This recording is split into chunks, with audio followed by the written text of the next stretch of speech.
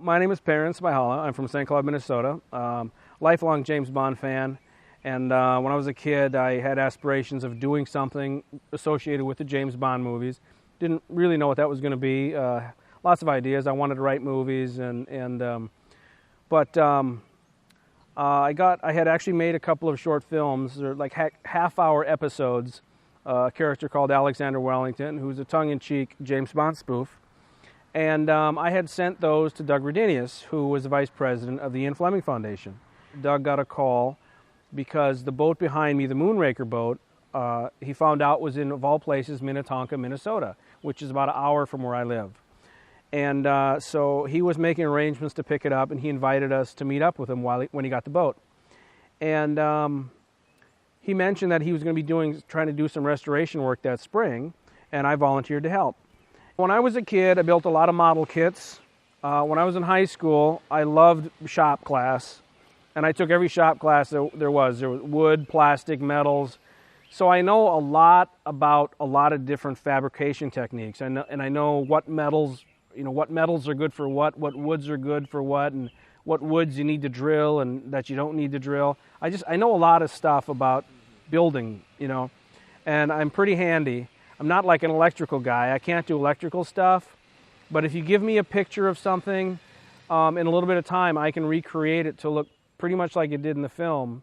And I'm a bit of an obsessive compulsive, and when I get my mind to I'm going to make that, I don't know. I don't quit until I do it. When the Ian Fleming Foundation received the boat, virtually every piece of equipment or gadgetry or modifications that was done by the studio for the movie were completely gone. And when the movie was done, the boat went on a promotional tour, and it ended up back in Little Falls, Minnesota at the manufacturer. They really didn't appreciate what they had. Back in those days, people didn't really care that much about movie props and memorabilia, and now it's a big hobby. And so they just sold the boat. And the last people that owned it, prior to it ending up in Minnetonka, they took off everything that was left. It looked pretty rough. When the foundation got the boat in 1996, there was a kind of a hurried job of restoration done based on VHS pictures. And in the years that followed, with DVDs and the internet, much better images were available, and people were posting pictures on the internet that they had taken back in the 70s at boat shows, and the Ian Fleming Foundation was able to get a hold of some of those pictures, which really helped us figure out what things were and how to recreate some of the missing pieces. But for me, the most difficult part was recreating those side panels. That early restoration that I mentioned, that when the boat was in New York at a boat show, and on the way home, being delivered back to Illinois, the delivery people, the shipping people, didn't secure things properly, and the side panels were just torn off and obliterated. And I told Doug, I said, well, now's an opportunity to really do it right, because now we have all these images and we can figure things out. The thing about doing movie prop restoration or creating anything is you really have to have a really good plan going into it, and blueprints and design. Like when I built the mine racks, I actually built a miniature.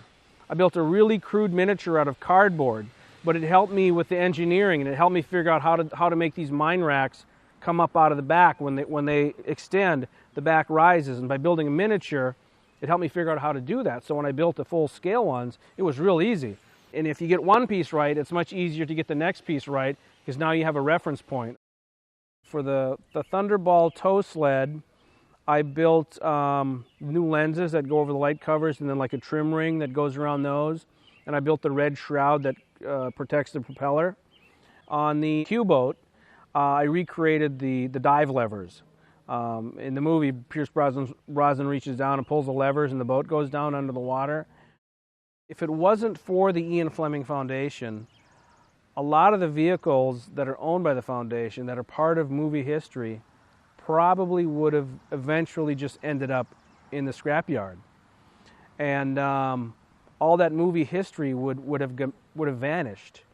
And I think it's great that the Ian Fleming Foundation and the people involved in it care enough about this stuff to number one, just take care of it and to archive it and record it, and and then put it back into the condition that it was in the film, so that kids like me, when I was a kid, who grew up watching this stuff, can one day get the opportunity to see it in person.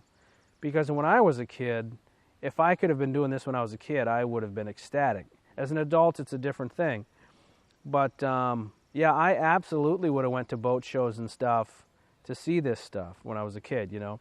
And I'm a movie fan. I've gone, you know, I've traveled to Minneapolis quite often to see exhibits of movie memorabilia and